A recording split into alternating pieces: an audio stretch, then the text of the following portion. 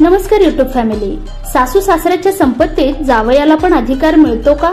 उच्च न्यायालयाने दिलाय असा निकाल। चला तर कोणता निकाल उच्च न्यायालयाने दिला आहे ते आजच्या या व्हिडिओद्वारे आपण जाणून घेऊयात। जर तुम्हाला रिअल इस्टेट व्यवहारांबद्दल संपूर्ण माहिती हवी असेल तर आमच्या YouTube चॅनलला सबस्क्राइब करा आणि नवनवीन व्हिडिओ अपडेट्स मिळवा। सबस्क्राइब करा आणि तुमच्या रिअल इस्टेट नॉलेज मध्ये भर घाला। आपल्या देशात संपत्तीच्या कारणावरून मोठ्या प्रमाणात भांडणे होतात, वादविवाद होतात। यामुळे कुटुंबात कलहाचे वातावरण तयार होते। खरे तर भारतीय कायद्याने मुलांना आणि मुलींना समान अधिकार दिलेला आहे।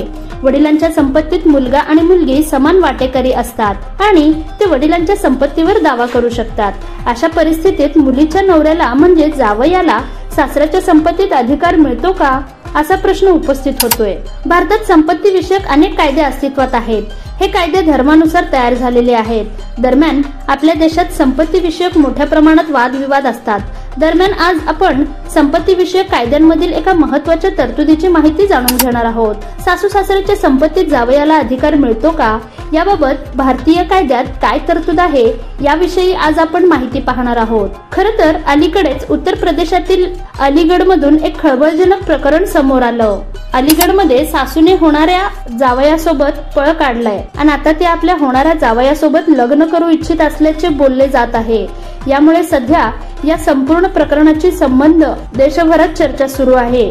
ज्या पुरुषासोबत लेकीचं लग्न होणार होतं त्याच पुरुषासोबत महिलेने पळ काढला असल्याने अनेकांकडून या प्रकरणात आपापले मत मांडले जात आहे। पण हे प्रकरण समोर आल्यानंतर आता सासरच्या प्रॉपर्टीत जावयाला हक्क मिळतो का, असाही प्रश्न उपस्थित केला जात आहे। म्हणून आज आपण याबाबत भारतीय कायद्यात नेमकी काय तरतूद आहे याविषयी थोडक्यात माहिती जाणून घेणार आहोत।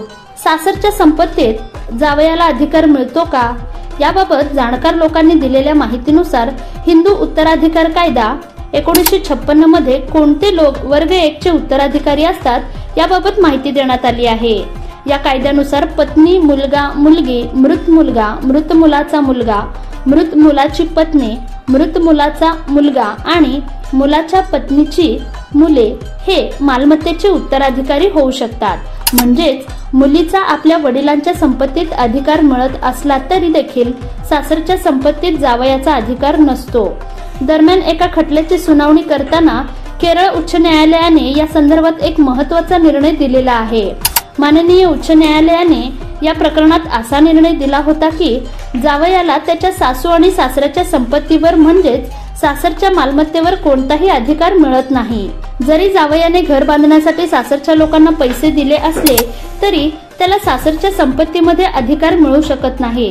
न्यायालयाने या महत्त्वाच्या प्रकरणात असे म्हटले होते की मुलीच्या पतीला सासरच्या घरात राहण्याचा फक्त तोपर्यंत हक्क आहे जोपर्यंत सासरचे लोक त्याला अशी परवानगी देतात। या प्रकरणात माननीय न्यायालयाने असे सुद्धा स्पष्ट केले आहे की जावई लग्नानंतर कुटुंबाचा सदस्य झाला तरी त्याला सासरांच्या संपत्तीवर कोणताच अधिकार मिळत नाही।